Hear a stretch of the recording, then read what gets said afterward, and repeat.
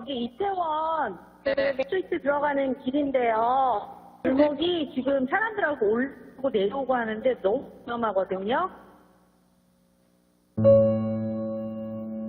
그동안 계절이 2번이나 바뀌었지만 유족들은 참사가 발생한 그날, 그 장소에서 조금도 빠져나오지 못하고 있습니다.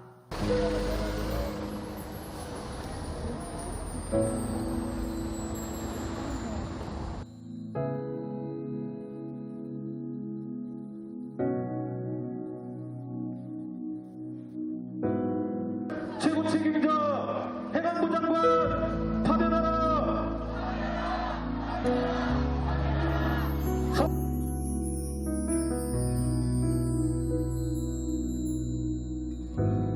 본적 대책 마련하라.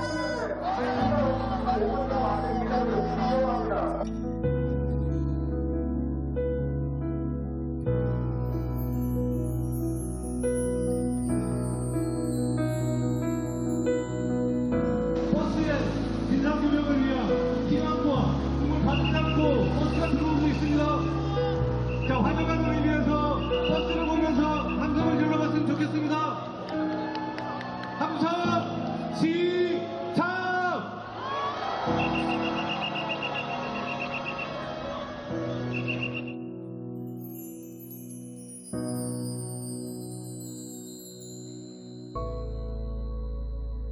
유족들은 특별법 제정을 요구하고 있지만 국회 논의는 지지부진합니다.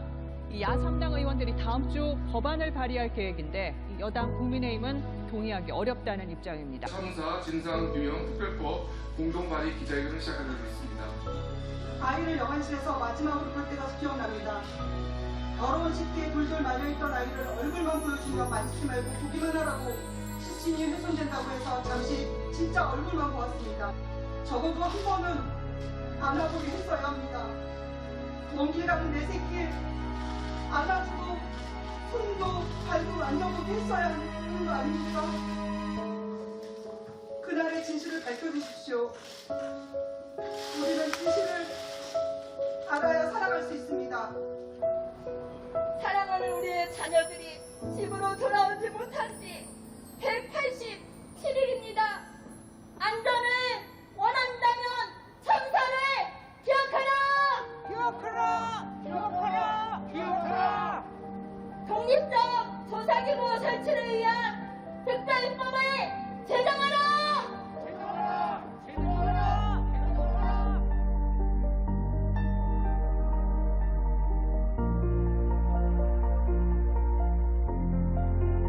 이번 참사의 희생자 대부분이 서울 참사로 결의된 우리 아이들 또래 젊은이들이라는 점에 더더욱 가슴이 찢어지고 아픕니다.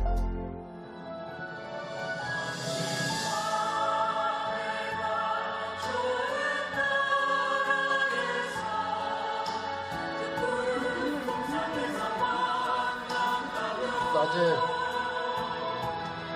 지하철 참사 현장에 가가지고 시청을 온 것 같은데요.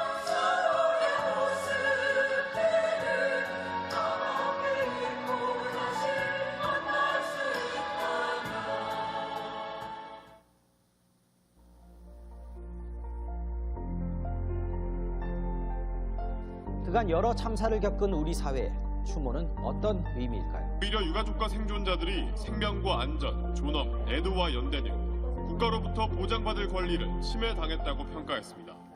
참사로부터 고작 반년밖에 지나지 않았습니다.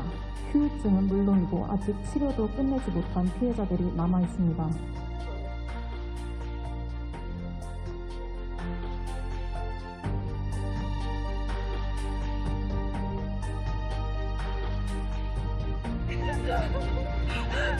언니 우리 약간 청춘으로 찍는 애들 같지 않아? 당연하지 내가 청춘이니까.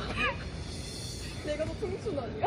야 원래 모든 사람의 인생에서 지가 주인공이야. 아 맞지.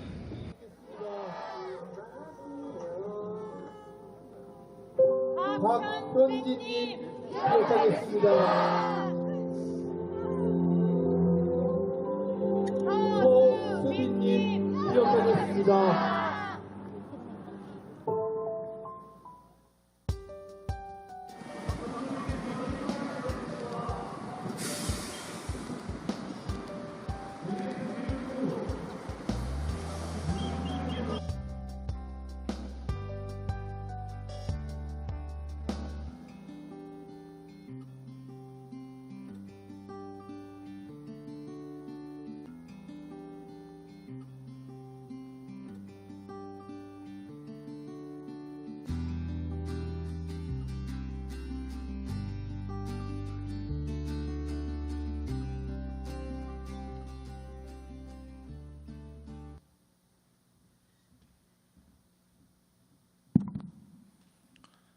지금 보신 영상은 이태원 참사 200일 영상입니다. 200일에서 300일, 그리고 1년, 유가족들의 삼보일배 행진으로 이태원 참사 특별법은 국회 신속처리 방안에 지정되었습니다. 하지만 아직 무엇 하나 바뀐 것이 없습니다. 이태원 참사 1년을 맞이하여 우리는 오늘 159명의 별이 된 이들을 기억하는 예배를 드립니다. 야훼께서 예루살렘을 세우시며 이스라엘의 흩어진 자들을 모으시며 상심한 자들을 고치시며 그들의 상처를 싸매시는도다. 그가 별의 수요를 계수하시고 그들을 다 이름대로 부르시는도다.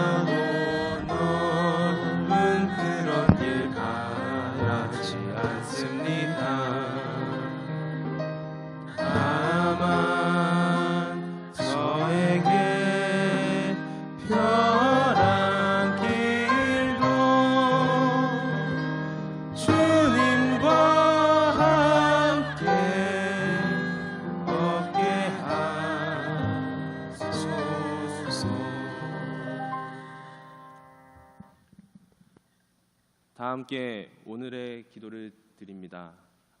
제가 이금희 부분을 읽으면 여러분은 회중 부분을 읽으면 됩니다.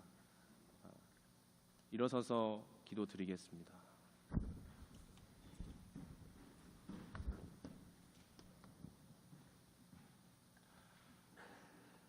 우리의 기억 속에서 살아가시는 그리스도여, 우리의 기억 속에서 찬미 받으소서.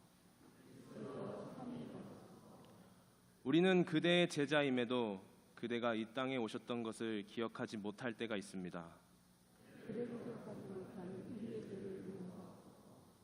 그대는 나인성의 어머니, 나사로의 자매들, 이 땅의 이웃과 함께 울고 가슴 아파했습니다.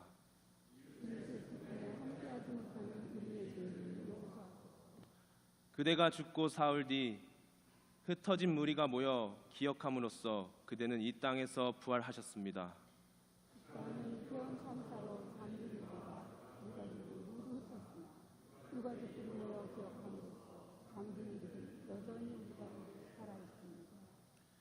참사가 일어나면 피해자와 유가족은 수학 공식이나 예배 순서 같이 정부를 향해 분노하고 경찰과 대치하며 분향소와 농성장을 차리고 행진, 삭발, 단식을 해야 합니다. 특별법이 꼭 제정되길 오늘 단식으로 목숨을 건 죄 많은 어미가 소망합니다.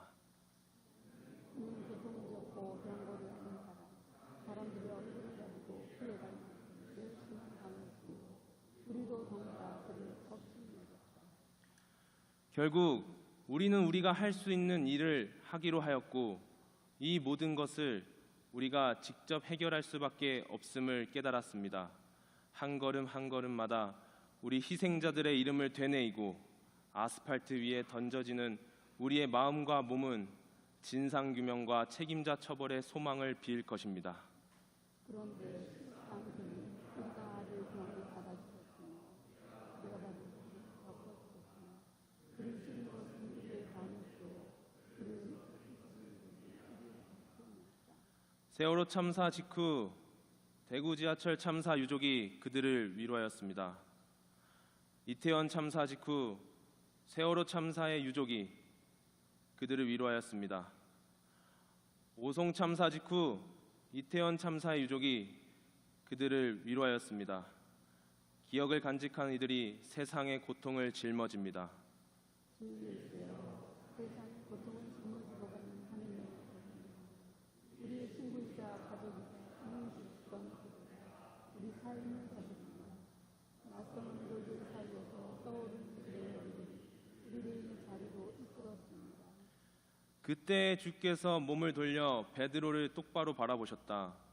그제서야 베드로는 오늘 닭이 울기 전에 나를 3번 모른다고 할 것이다 하신 주님의 말씀이 떠올라 밖으로 나가 슬피 울었다. 그러니 우리가 그대를 잊지 않은 것처럼 그대로 우리를 잊지 말아주세요. 우리의 기억 속에 살아가시는 그리스도여, 우리의 행동 속에서 찬미 받으소서. 그리스도여 찬미 받으소서. 죽임당한 우리 주 예수와 159명의 별들의 이름으로 기도합니다. 아멘. 자리에 앉으시면 되겠습니다.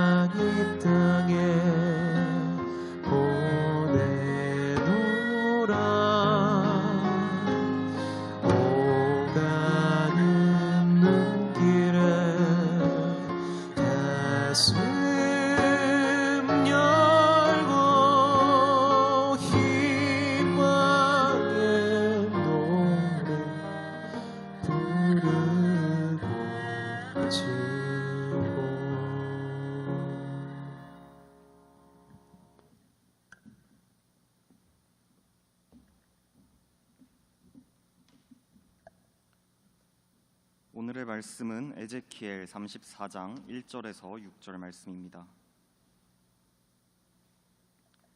야훼의 말씀이 내게 임하여 이르시되 인자야 너는 이스라엘 목자들에게 예언하라. 그들 곧 목자들에게 예언하여 이르기를 주 야훼께서 이같이 말씀하시되 자기만 먹는 이스라엘 목자들은 화 있을진저 목자들이 양떼를 먹이는 것이 마땅하지 아니하냐. 너희가 살진 양을 잡아 그 기름을 먹으며 그 털을 입되 양떼는 먹이지 아니하는도다. 너희가 그 연약한 자를 강하게 아니하며 병든 자를 고치지 아니하며 상한 자를 싸매주지 아니하며 쫓기는 자를 돌아오게 하지 아니하며 잃어버린 자를 찾지 아니하고 다만 포악으로 그것들을 다스렸도다. 목자가 없으므로 그것들이 흩어지고 흩어져서 모든 들짐승의 밥이 되었도다. 내 양떼가 모든 산과 높은 맷뿌리에 마다 유리되었고 내 양떼가 온 지면에 흩어졌으되 찾고 찾는 자가 없었도다. 아멘.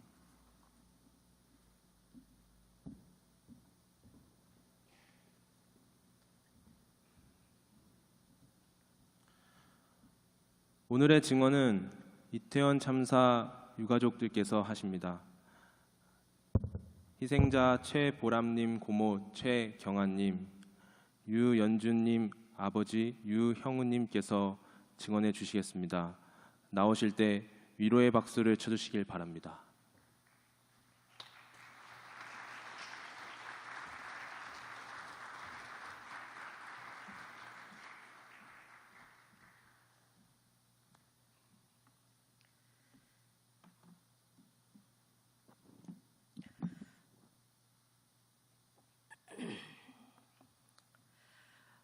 오늘 저희 아이 159명의 아이들을 기억해 주시고 이 뜻깊은 자리에 저희들을 불러주셔서 정말 감사드립니다.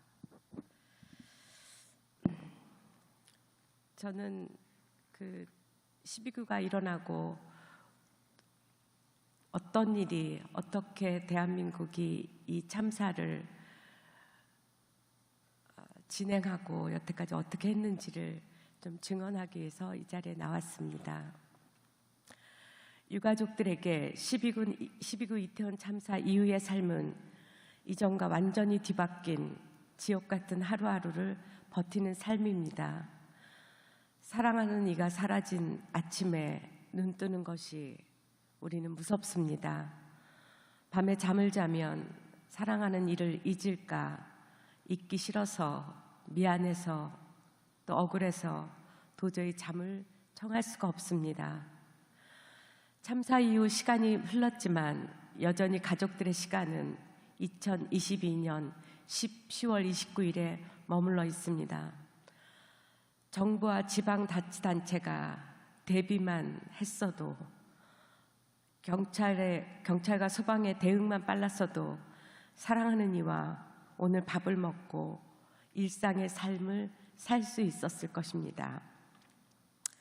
마약 수사, 집회 대응만 걱정한 국가는 희생자들의 생명과 안전을 외면했습니다. 대통령실, 국무총리, 행정안전부, 서울시 용산구, 경찰 등 생명과 안전을 경시한 위정자들은 지금도 책임을 부인하고 있습니다. 단 한 명도 물러나지 않았고 오히려 당당하게 책임이 없다고 말합니다. 책임지지 않는 자들, 그리고 그들을 옹호하는 자들을 지켜보면 너무나 마음이 아픕니다. 왜 159명의 희생자들이 세상을 떠날 수밖에 없었는지, 어떻게 마지막 순간을 맞이했는지 그 누구도 지금까지 우리에게 설명해 주는 사람은 없었습니다. 진상을 규명하고 책임을 명확히 물어야 먼저 간 사랑하는 사람들의 한과 우리의 억울함을 위로받을 수 있을 것 같습니다. 희생자들 한 사람 한 사람의 생명은 너무나도 소중하고 존엄합니다. 이 참사의 진실이 밝혀지고 책임자가 마땅한 책임을 질 때까지 여기 계시는 여러분들도 기도해 주시고 동참해 주시기를 바라는 마음으로 이 자리에 섰습니다. 진상규명과 책임자 처벌이 다시는 우리 같은 피해자가 생기는 것을 방지할 수 있는 길이라고 생각합니다. 2022년 10월 29일은 코로나19 이후 3년 만에 사회적 거리두기가 완화 해제되고 처음으로 맞이하는 헬로윈 데이였습니다. 누구나 이태원에 10만 명 이상의 인파가 운집할 것을 예상했습니다. 특히 토요일인 10월 29일 저녁에는 인파 밀집이 최고조에 이를 것으로 예상했습니다. 이태원을 관할하는 용산구청은 10월 27일 긴급 대책회의를 개최했지만 그 대책회의의 목적을 헬로윈데이 기간 특별 방역, 안전사고 예방, 거리 청결 확보 위함이라고 적시했습니다. 하지만 경찰은 마약 및 폭력, 성범죄 등 그때 당시 윤석열 대통령과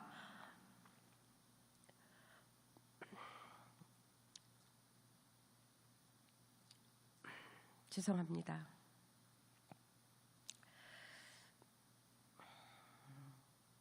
오로지 마약에 중점을 두었던 이 정부는 마약, 폭력, 성범죄 등 범죄 단속, 도로교통무질서 행위 단속 활동에만 초점을 맞췄습니다.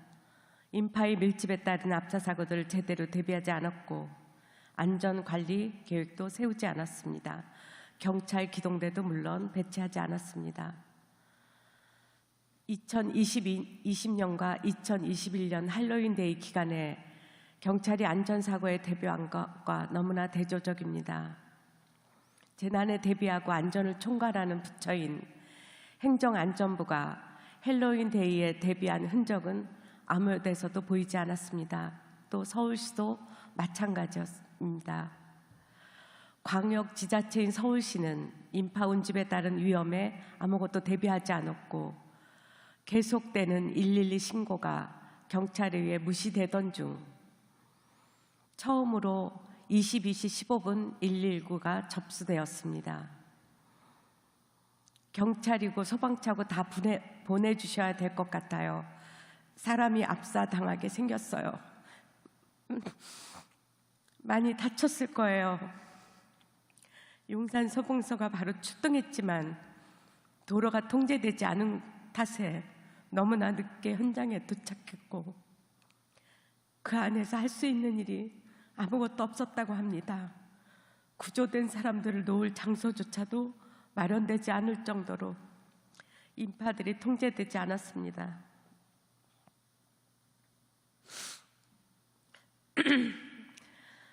재난안전법 시행령에 따르면 압사사고는 행정안전부가 재난관리주관기관이 됩니다.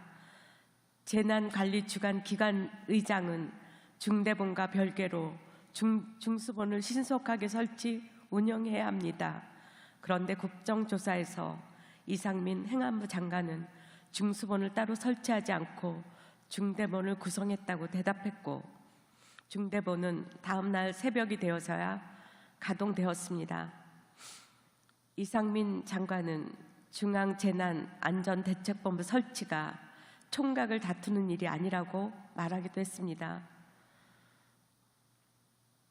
행안부 장관으로서 재난관리주관기관의 장으로서 무엇을 했는지 참사 대응을 위한 실질적 조처를 취하지 않은 이유는 무엇인지 우리는 조사해야 합니다. 또 제가 방송에서도 여러 번 이야기했지만 이상민 장관은 중대본과 중수본도 구별하지 못하는 무능한 행정안전부 장관이었습니다. 10월 29일 밤 소식을 듣게 된 유가족들이 이태원으로 찾아오기 시작했습니다. 그런데 눈앞에 뻔히 보이는 가족을 만날 수 없다며 경찰이 막아섰습니다. 11시 30분경에 소식을 듣고 이태원으로 역으로 찾아간 유가족은 1번 출구 옆 상가 건물에 자기 자식이 누워있지만 유리창 너머로밖에 볼 수 없었습니다.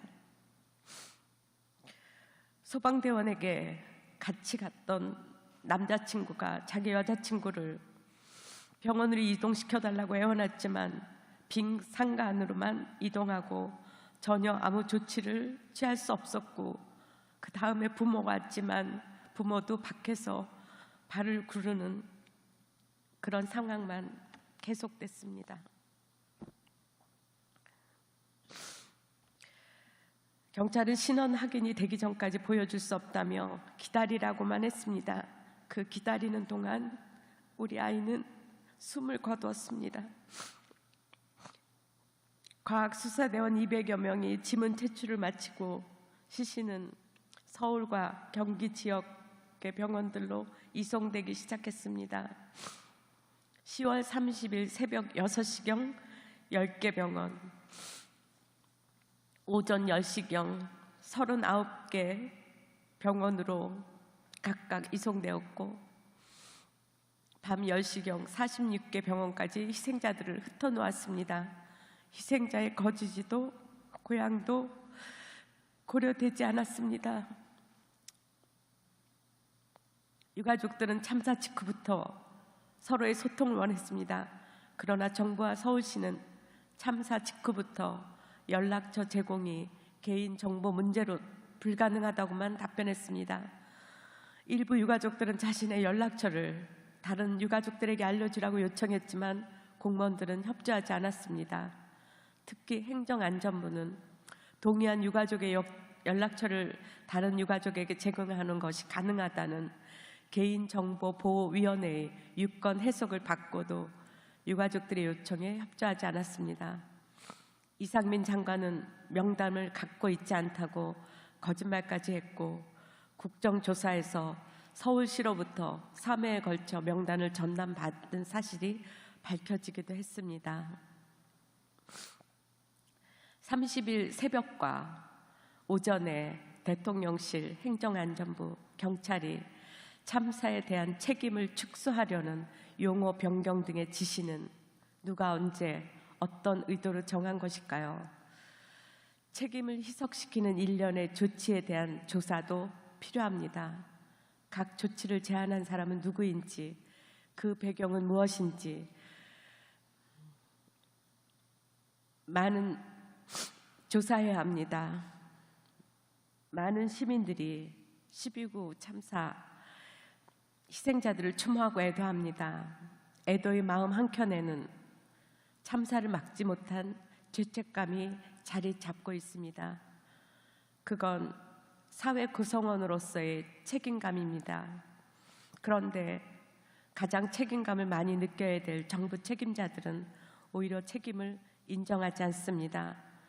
참사 이후 윤석열 대통령은 종교 행사와 회의석상에서 죄송한 마음이라더니 이제는 책임을 인정하고 제대로 사과하라는 유가족과 시민들의 요구를 불온시하며 탄압하고 있습니다. 사회는 점차 복잡해집니다. 기후위기로 또 재난의 발생 위험도 높아집니다. 이런 상황에서 국가는 발생할 수 있는 위험을 예측하여 예방과 대책을 세워야 합니다. 재난이 발생했을 때 빠르고 적절하게 대응하며 피해자의 고통을 치유하고 회복하도록 지원해야 합니다. 재난의 구조적인 원인을 밝혀 재방 대책을 세워야 합니다. 그 역할을 하라고 국가가 있는 것입니다. 12.9 이태원 참사 때 정부는 예측할 수 있는 인파 밀집 위험을 전혀 고려하지 않았습니다. 예방 대비도 제대로 하지 않았습니다. 위험이 참사로 발현되는 동안 그 징후조차 무시했고 즉각적으로 대응하지 않았습니다. 사람의 생명보다 정권의 안위를 더 중요하게 여기는 이 정부입니다. 정부는 국가위기 관리 체계의 총체적인 부실을 드러냈습니다. 우리는 정부의 책임을 인정하라고 요구합니다. 하지만 윤석열 정부는 법률 위반이 드러난 일부 공직자에게 책임을 떠넘기고 있을 뿐입니다. 사회적 참사에 대한 정부의 책임은 법적 책임만을 의미하지 않습니다. 참사와 관련된 행위자들이 법 위반 사실을 문제 삼습니다.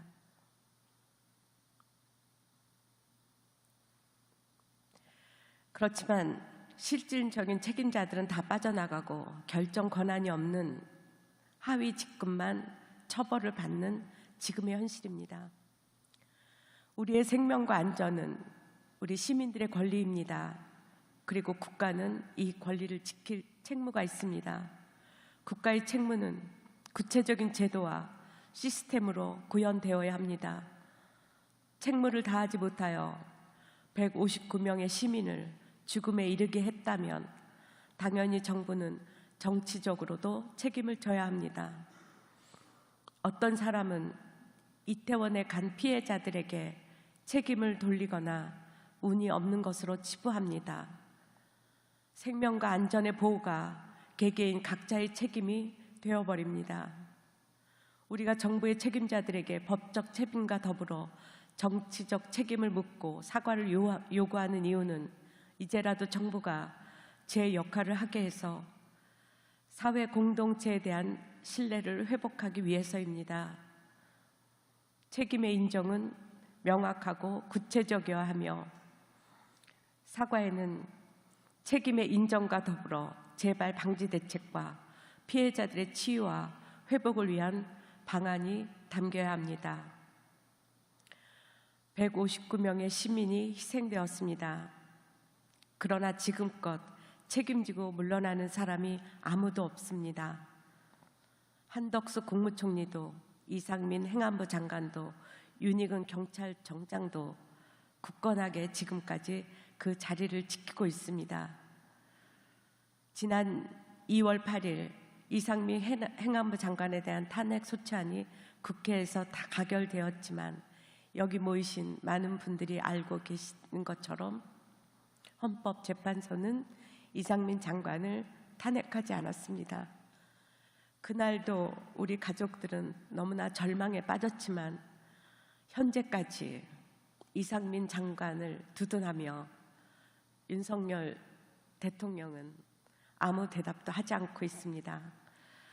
지난번 뉴스에서 보셔서 아시는지 모르겠지만 윤석열 대통령은 저희에게 일찍이 참사 추모제 초대장을 받고 고민은 많이 했던 것 같습니다. 하지만 그 사람은 본인이 어렸을 때 다녔던 교회에 가서 예배를 드렸습니다. 그런데 그날 저녁에 그 교회의 전도사님으로 보이는 어떤 분이 페이스북 소셜미디어에 글을 올렸습니다. 물론 지금은 바로 삭제되었고 우리는 그 문건을 가지고 있습니다. 잠깐 읽어드리겠습니다. 영암교회에서 열린 이태원 참사 추도예배 참석은 잘못된 워딩이다. 우리 교회는 추도예배를 기획한 적이 없다. 대통령께서 자기들 가니까 예배 하나 마련해달라고 요청한 거였다. 어제 오후에 대통령실 전화가 와서 대통령이 주일에 영암교회 방문하여 예배 드리겠다고 요청. 3부 예배 후 본당에서 12시 30분부터 추도 예배를 드리고 싶다고. 하지만 담임 목사님은 우리 교회가 현재 화장실 공사 중이어서 어수선하고 마침 정책 당회 날이라 1년 중 제일 분주하다. 더 크고 영향력 있는 교회가 많으니 그쪽을 추천한다고 하셨으나 무조건 가겠다고 통보했습니다. 비공식 일정이니 사전 통지는 안 됨. 부목사들도 주일 아침에 알게 되었고 교인들에겐 전혀 알리지 않음. 근데 알게 되고 나서 대부분 교인들의 반응은 왜? 였다고 합니다. 참모진, 국회의원 등 약 30명과 그만큼의 경호 인력 도착. 처음엔 자기들끼리만 예배 드리겠다고 했으나 나중에 당회원 선에서 참석 가능. 예배 인도, 기도, 설교 모두 담임 목사님이 진행. 난 성경 공부 있어서 처음부터 못 들어갔고 중간부턴 외부에서 경호인들이 지키고 있어서 그냥 안 들어갔음. 이때 대통령이 추모사를 낭독함. 그러니까 엄밀히 말하면 교인들 앞에서 낭독한 게 아니고 본인들 참모들 앞에서 낭독한 것임. 끝나고 교회 식당에서 다 같이 식사함. 대통령과 참모지들은 교인들 그 주위에서 구경하고 있고 식사를 마치고 기분 좋게 돌아갔다고 하는 증언이 페이스북에 실렸었습니다. 어떻게 서울 한복판에서 죽음을 맞이한 159명의 희생자들을 묻고 없던 일로 하고 우리가 지금 이 세상을 살아갈 수 있을까요? 우리가 시청 분향소를 운영하면 많은 사람들이 정말로 너무나 가혹하게 냉소를 보내는 사람들이 많습니다. 물론 10명 중에 2명, 나머지는 더 따뜻한 시선으로 우리를 안아줍니다. 하지만 많은 사람들이 시체팔이 보상금을 더 받으려고 그러냐. 정말로 너무나 마음이 아픕니다. 과연 인간이면 어떻게 자식을 팔아 그 돈을 가질 수 있을까요? 사람이 아니어서 너무나 가슴 아프지만 그냥 묻고 말 때가 많습니다. 하지만 일주기가 지나고 많은 사람들이 우리와 같이 연대해 주셨고 또 우리들의 이야기를 들어주셨습니다. 그래서 사실 많이 힘이 납니다. 여러분들도 우리의 아픔에 동참해 주시고 같이 연대해 주시기를 바랍니다. 마지막으로 잠깐 기도하고 이 발언을 마치겠습니다. 좋으신 하나님 은혜를 감사합니다. 하나님 손수 하나하나 빚으신 사람들이 이제는 별이 되어 있습니다. 하나님께서 그 아이들과 함께 하심을 믿습니다. 그 아이들은 이제 평안하며 하나님과 함께 우리의 걸음에 빛을 비춰주고 계심을 일주기를 지내보내며 확신하게 됩니다. 추모와 진실을 위해 다짐으로 걸어가는 이 길에 동행하신 하나님, 우리가 진실을 쫓느라 혹여 생존자들의 삶을 여전히 2022년 10월 29일의 아픔으로 병상에 있는 생존자들의 삶을 다 보살피지 못하는 어리석음을 일깨워 주시고 우리 유가족들이 지치지 않고 진실의 길을 만들어 갈 수 있도록 지치지 않는 힘을 허락해 주시옵고 여전히 아픔 속에 일상을 멈춘 많은 사람들을 하나님께서 치유의 손을 올려주시고 일상을 지속하지 못할 때 하나님께서 위로와 평안을 얻게 하여 주시옵소서. 상처 입은 우리가 서로의 눈과 얼굴을 통해 하나님 정의의 불을 보게 하시고 서로의 손을 잡음으로 하나님의 위로를 얻으며 꼭 진상규명이 되어서 다시는 이 땅에 이런 비극이 없도록 우리를 지켜주시옵소서.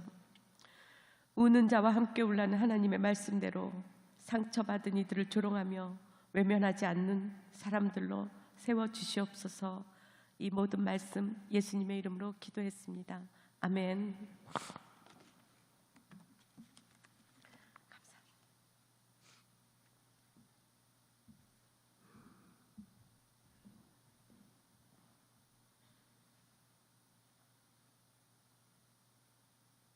다음은 유현주님 아버지 유형우님께서 증언해 주시겠습니다. 마찬가지로 위로의 박수를 쳐주시기 바랍니다.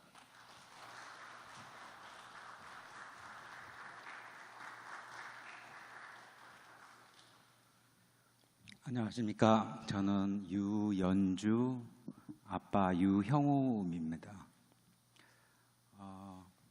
여기 계신 분들 다 신학대학원 학생들이십니까? 나중에 목사님 되시는 같은 신앙인으로서 저는 인간의 근본적인 그런 마음에 대해서 좀 얘기를 하고 싶습니다. 주님께서 오시기 전부터 우리 인류가 인간의 그 죽음에 대해서 굉장히 위로를 많이 했습니다. 과거 신석 시대, 구석 시대 보면은 고인돌을 만들어서 애도하고 기리고 기억을 하였었습니다.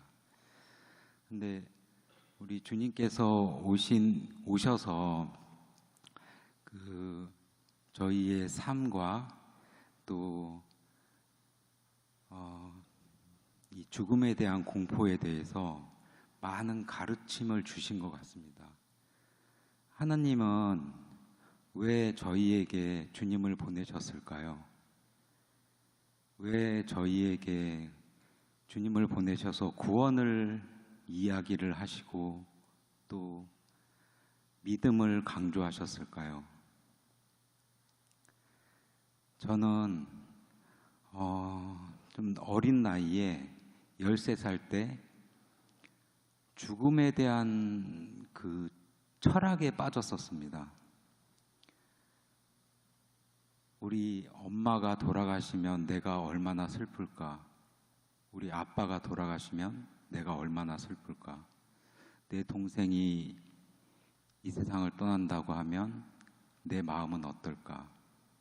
그리고 내가 이 세상을 떠난다고 하면 우리 가족의 슬픔은 어떨까? 너무 참담하고 슬픈 마음이었습니다. 그 마음으로 거의 1년 동안을 고민을 한 것 같습니다. 그런데 지난 10월 29일 날 제 자녀를 잃을 때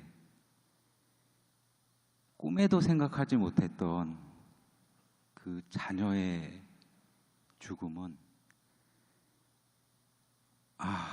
정말 너무 이거는 참담하고 사람으로서는 겪을 수가 없는 일이었습니다.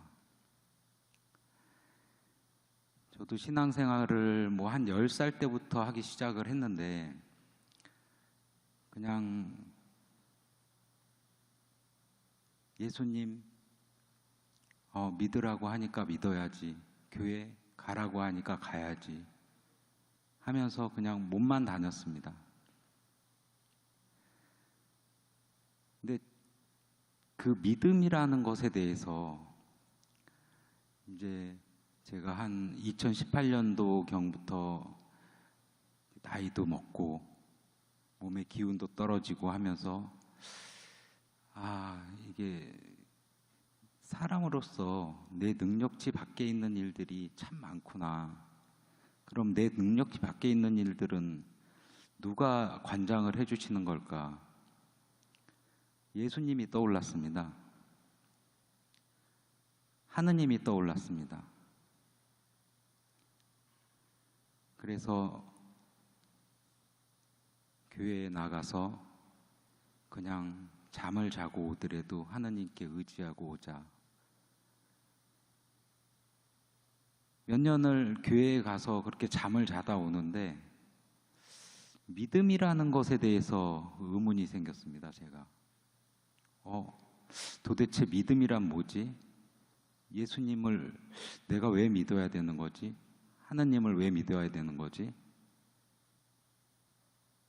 무릎 꿇고 예수님께 기도를 드렸습니다. 예수님 왜 십자가에 못 박혀 돌아가셨습니까? 저희에게 그런 걸 무엇을 가르쳐 주시려고 십자가에 못 박혀 돌아가셨습니까? 그 답이 저희 딸 장례식 날 저에게 주님께서 영감으로 보여주셨습니다. 슬프냐? 아프냐? 나도 그렇게 아팠다. 우리 예수님이, 독생자 예수님이 하느님의 목숨을 바쳐서 하나님 부름 받으실 때 하나님의 고통이 얼마나 크셨을지를 저는 그때서야 알았습니다. 하나님 이렇게 아프셨습니까? 이렇게 슬프셨습니까? 저희에게 이런 것을 보여주시려고 하셨습니까?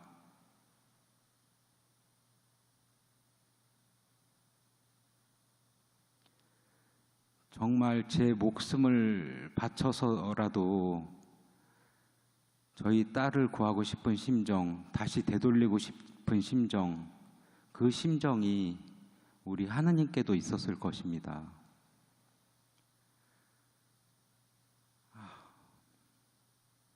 그리고 나서 저는 제 딸아이의 영정사진을 못 보았습니다. 너무 미안하고 너무 참담하고, 그래서 녹사평에 있는 분향소에도, 시청에 있는 분향소에도 영정사진을 못 올렸습니다. 집에 있는 사진도 다 치웠습니다. 교회에 가서 계속 기도를 했습니다. 주님, 제가 신이 아닙니다. 저는 하느님처럼 신이 아닙니다. 사람입니다. 제가 어떻게 극복을 해야 되겠습니까?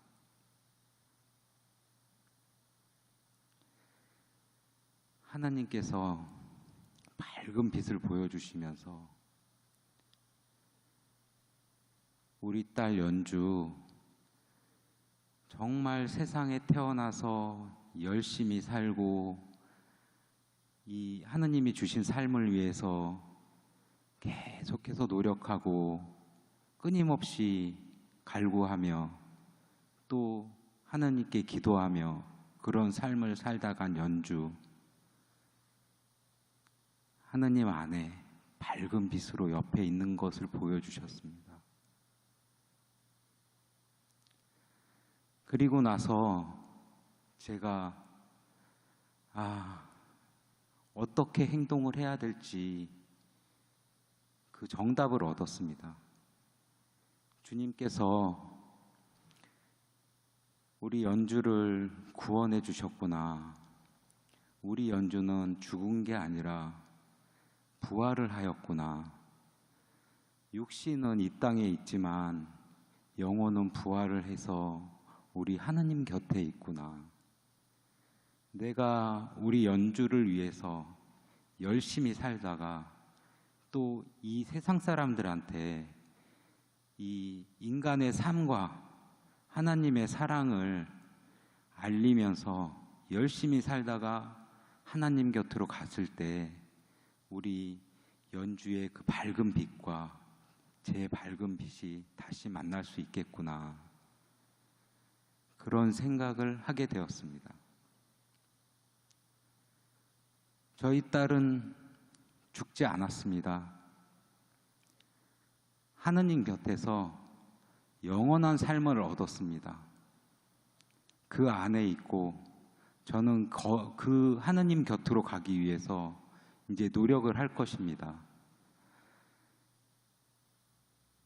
이 인간 세상에 앞으로 목회자가 되실 분들이시고 또 많은 종교가 있지만 이 세상 사람들의 오만과 욕심은 어디에나 다 있었습니다.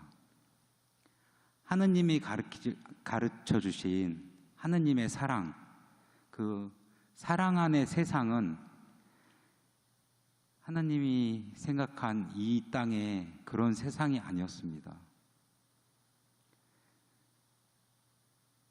이 인간의 오만과 욕심으로 모든 전쟁, 이 지구를 종말에 가까이 이끄는 이 사람들의 욕심, 그리고 또 저희 아이들이 이 참사를 당하고 나서 외면하고 하는 이 사람들에게도 사랑을 가르쳐야 되겠구나. 사랑으로 감싸줄 때 그 안에 있는 하느님이 심어주신 그 사랑이 다시 되살아나서 자기 자신의 죄책감을 느끼고 자기 자신 스스로의 반성을 하고 다시 사람으로 하느님이 주신 생명으로 다시 돌아오지 않을까, 그런 생각을 하게 되었습니다. 그래서 세인들이 지금 대통령을 탄핵하자, 퇴진하라 외치지만 저희는 요구하였습니다. 유가족 앞에 와서 사죄하고 우리 아이들 앞에 와서 사과하고 참되게 뉘우쳐라. 일주기를 맞이해서 초대장도 보냈습니다. 그 국민의힘의 그 오만한 그 욕심으로 모든 걸 가리고 있는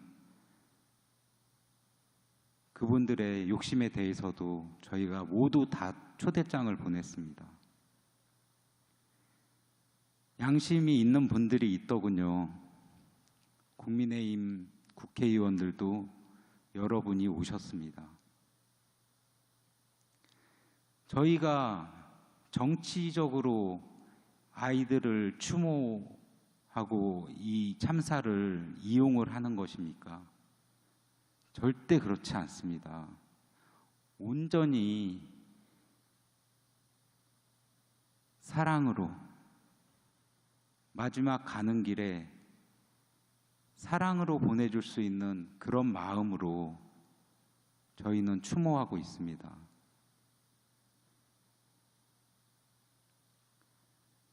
지금도 마찬가지입니다.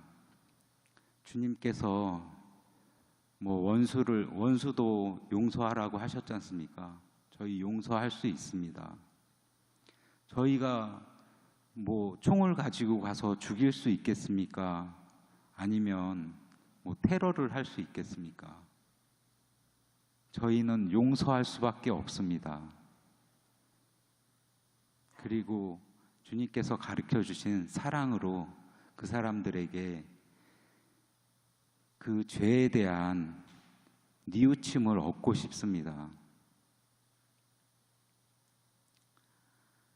이제 저희가 마지막으로 원하는 것은 그 안에서 있었던 책임자에 의한 그 욕심에 의한 지휘권자의 그 행동과 그리고 그 위로 어떤 보고가 올라갔는지 대통령에게까지 어떤 보고가 올라와서 일련의 이런 사건들이 진행이 되었는지 그 진상을 밝히고 또 이 인간들의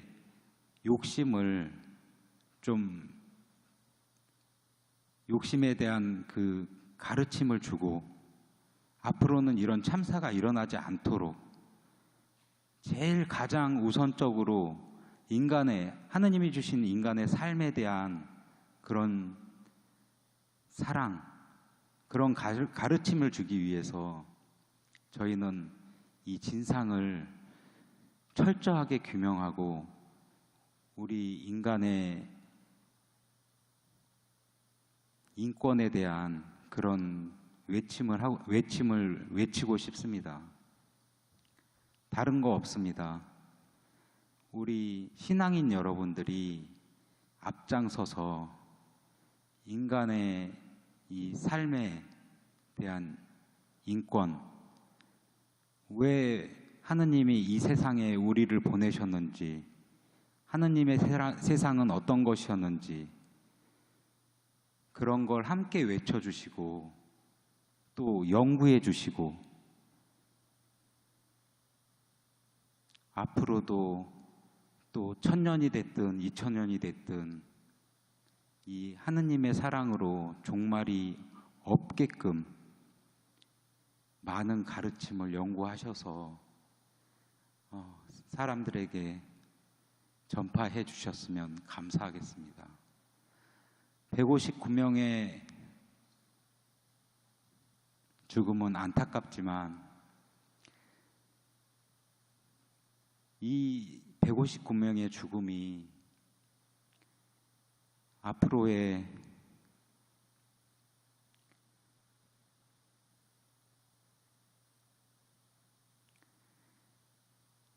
우리 인간의 삶의 발판이 되어서 이 지구 모든 사람들에게 다 퍼져나갔으면 좋겠습니다. 마지막으로 이렇게 이태원 참사 159명의 명목을 기리면서 일주기를 기려주신 이 우리 한신대학교 신학대학원 학생 여러분들께 진심으로 감사드리고요. 그리고 함께 연대해 주셔서 정말 감사드립니다. 앞으로 특별법 진행이 아직도 몇 고비의 산을 더 넘어야 합니다. 그 진상 규명되고 또 온전히 우리 유가족들이 사랑으로 치유의 길을 걸을 수 있도록 함께 계속 연대해 주시고 지켜봐 주시기 바랍니다. 감사합니다.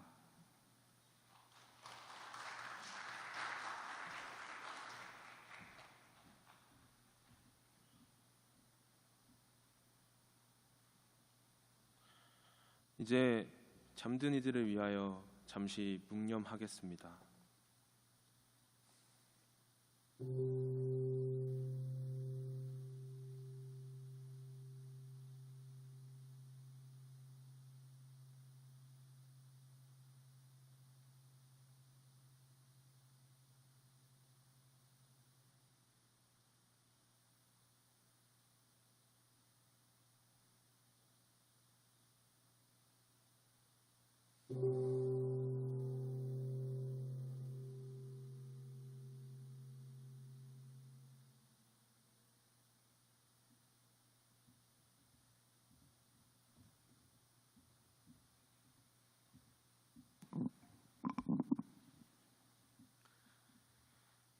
행동에 대한 말씀, 데살로니가인들에게 보낸 첫 번째 편지 4장 13절에서 18절.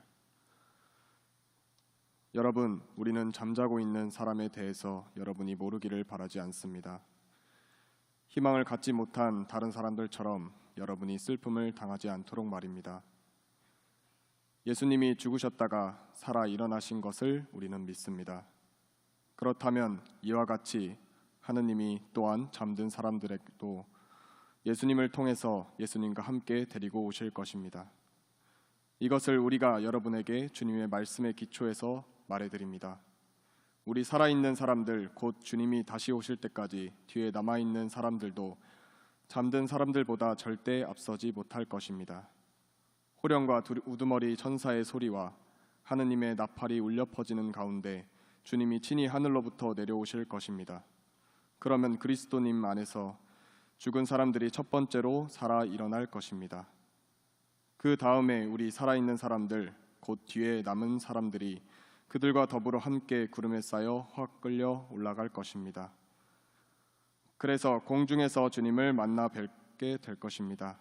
이렇게 하여 우리가 언제나 주님과 함께 있게 될 것입니다. 그러므로 여러분은 이런 말로 서로 용기를 붙돋아 주십시오. 아멘.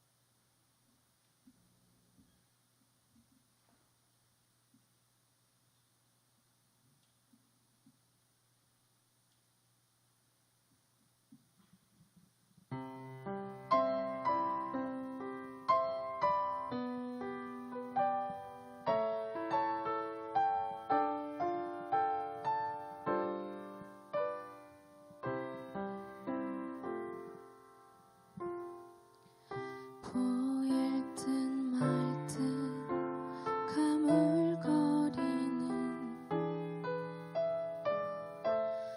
한계 속에 쌓인 길, 잡힐 듯 말 듯 멀어져 가는 무지개와 같은 길, 그 어디에서 날 기다리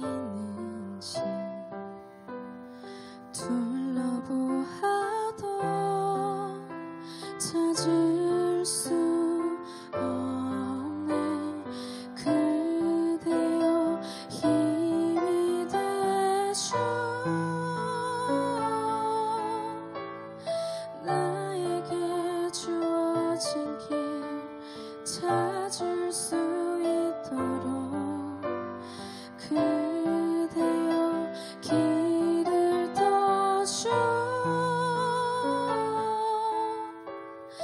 가리워진 나의 길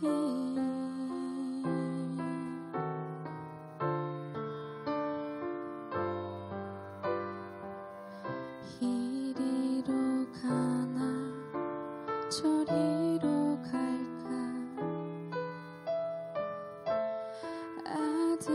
아득하기만 한데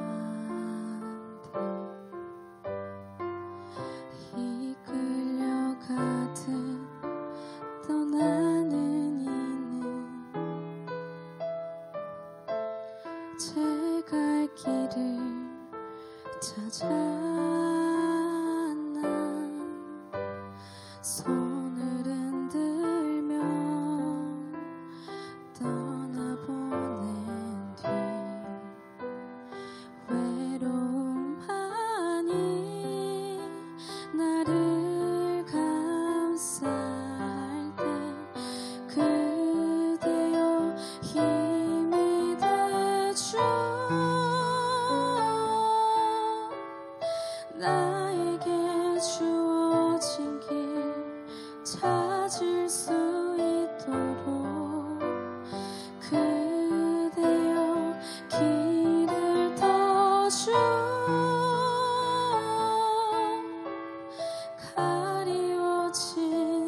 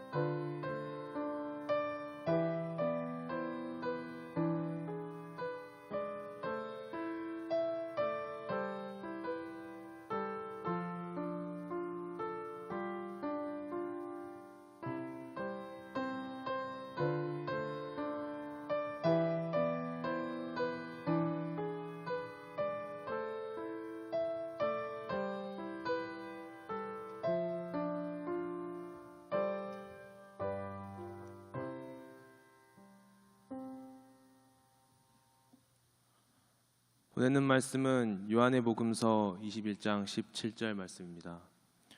예수님이 베드로에게 세 번째 말씀하신다. 요한의 아들 시몬아, 네가 나를 좋아하느냐? 베드로는 괴로웠다. 예수님이 세 번째로 네가 나를 좋아하느냐 하고 말씀하셨기 때문이다. 그러자 베드로가 예수님께 말씀드린다. 주님, 모든 것을 주님이 친히 아십니다. 제가 주님을 좋아하는 줄 주님이 친히 알고 계십니다. 예수님께서 베드로에게 말씀하신다. 내 양들을 돌보아라. 터지는 노래는 1절만 부르겠습니다.